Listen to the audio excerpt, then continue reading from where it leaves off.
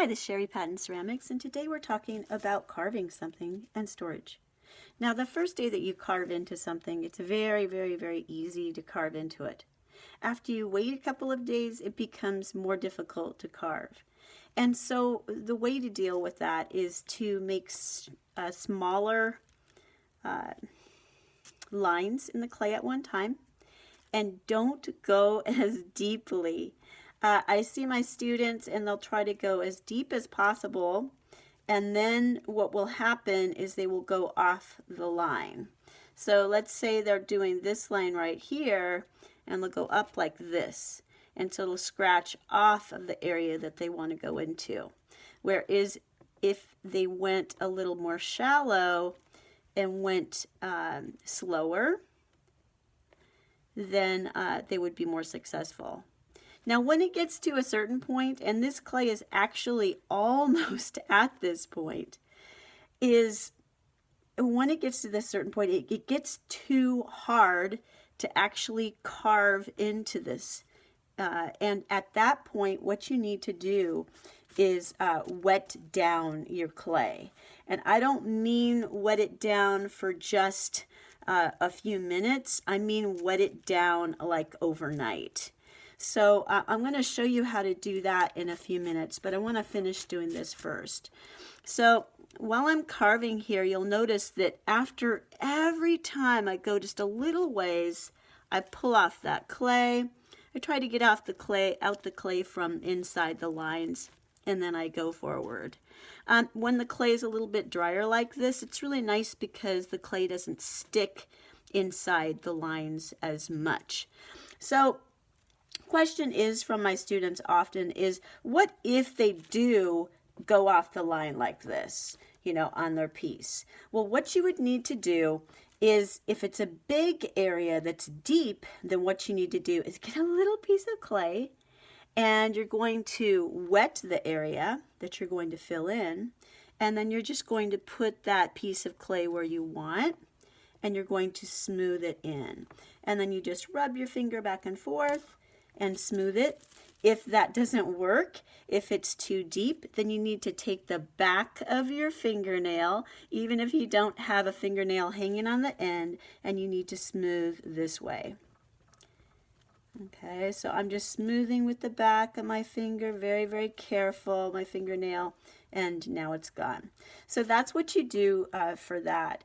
I would say that this particular project is just absolutely wonderful and beautiful for teaching patience and for teaching perseverance, because when you are doing this kind of project, you're going to be on this piece working on it for a very long time, and it makes it even more meaningful when you look at the words that you have on, for this project.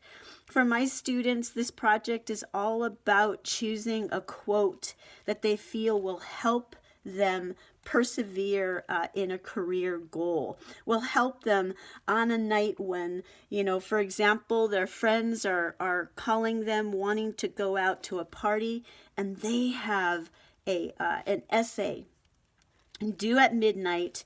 And, the friends are saying, come on, we just want you to come with us and have fun and everything.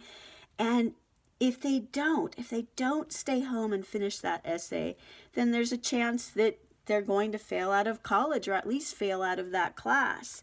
And if they have that perseverance, if they keep on going and doing the things that aren't easy, then they have a much better chance of, surviving the college experience and getting the experience that they need to attain a goal. So it's really important to think about that, about having that perseverance when you're working on this project.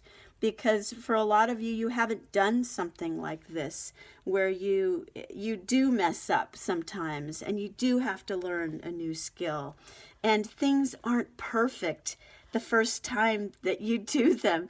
I mean, I'm going through here and I'm making little marks, and I can see that the clay is pulling up, but I'm accepting that because this is part of the process. Just like in life, that's part of the process. We mess up and we fix things, and that's just how life is.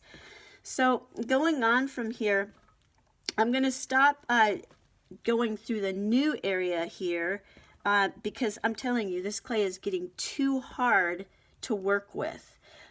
So first things first, on the area that you've already done, when the clay really starts getting dry like this, it is the perfect time to get out little pieces of clay that are stuck in areas.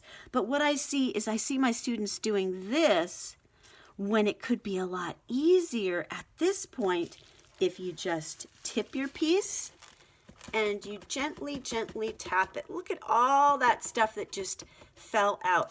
If you really, hold it very carefully with one hand like this and flip it over, really hold it all the way though, and just tap it, you're going to find a bunch of those pieces just falling down. And that's why you really want to have it on a nice flat surface like this, is it enables you to hold it, very gently but firmly, and get those extra pieces out. Also, to get these little pieces out, you want to put the piece up like this and hold it so that you can push those pieces out and they actually fall out down here. I see my students, having the piece flat, and gravity is not helping you when you try to get out the pieces that way. Even the pieces that are sticking up here, you'll notice the edges are all curved up here. What you need to do is get whatever kind of nail you have, or even you can use the paper clip if you really don't have a nail, and you need to go over those edges and knock all of those pieces out. Now, when you do this, you'll notice that a lot of the pieces actually go right back into the lines. And I would say that that's another part in this process where you just accept it. You just say, you know what, I'm going to deal with that the next time that I'm going to go through those lines. I prefer using my fingernails, but I know that a lot of my students don't have them.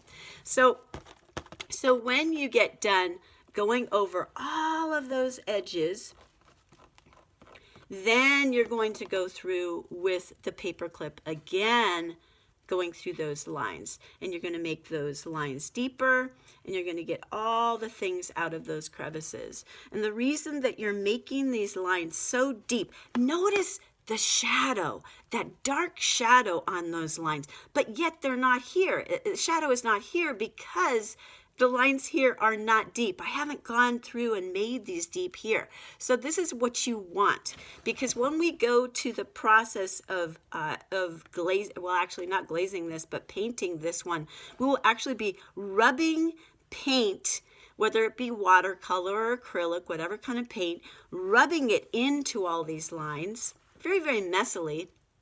And then we're going to take a towel and then wipe off the excess. And so the dark lines, the paint will stay in the lines and be wiped off of the surface so that we can make a different color in different areas. And it's going to look really beautiful. Okay. So some of my wonderful students are asking me what they do after they've cleaned all the lines perfectly.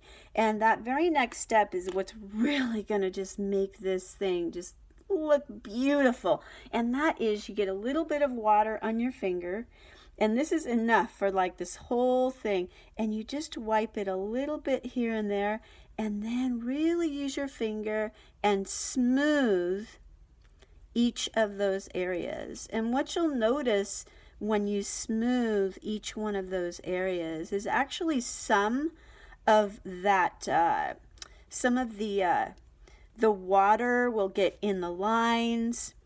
I need a little bit more. Maybe it's this, I think this air dry clay is quite different as far as you needing a little bit more water. But I'm really smoothing up the background, and I'm smoothing the letters one more time. So I go through and do, the whole thing, do that. I think I'm going to put just a touch more water in here. This is still a little bit messy right here.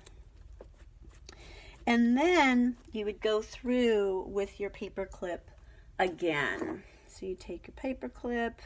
Oh, I got that one down there. And you're just going to go through one more time.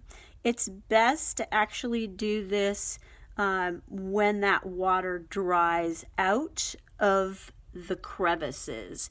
But I'm doing this for you right now because you can get some work done, but it's just a little bit harder when it's completely wet like this. And so once you do that, make sure that your lines are really deep so that we can get that paint in those lines and it will stay.